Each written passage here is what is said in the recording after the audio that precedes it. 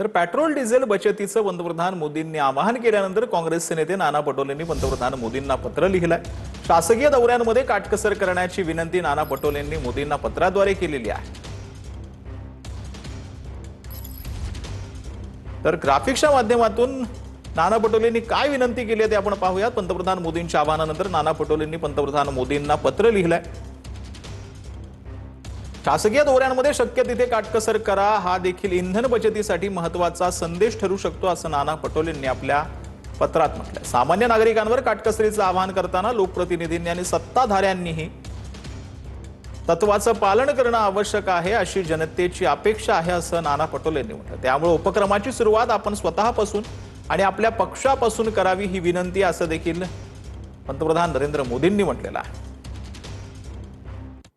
तर काँग्रेसचे नेते राहुल गांधी यांनी नीट परीक्षेसंदर्भात ट्विट केलेलं आहे। नीट 2026चा पेपर लीक संदर्भात राहुल गांधींनी प्रतिक्रिया दिली।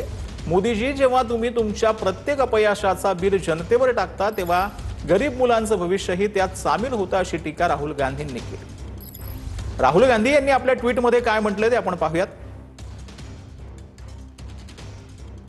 नीट 2026च्या पेपर लीकची बातमी ऐकली, ही परीक्षा निलामी झाली आहे। अनेक प्रश्न परीक्षेपूर्वी व्हॉट्सअपवरती विकले जातात असं देखील यावेळेला राहुल गांधींनी म्हटलंय। 22 लाखाहून अधिक विद्यार्थी रात्रंदिवस मेहनत करत होते आणि एका रात्रीमध्ये त्यांचं भविष्य बाजारात सर्रास निलाम झालं आहे असं देखील यावेळेला राहुल गांधींनी म्हटलंय। मोदीजी, जेव्हा तुम्ही तुमच्या प्रत्येक अपयशाचं बिल जनतेवर टाकता तेव्हा गरीब मुलांचं भविष्यही त्यात सामील होतं असं राहुल गांधींनी आपल्या पोस्टमध्ये म्हटलं।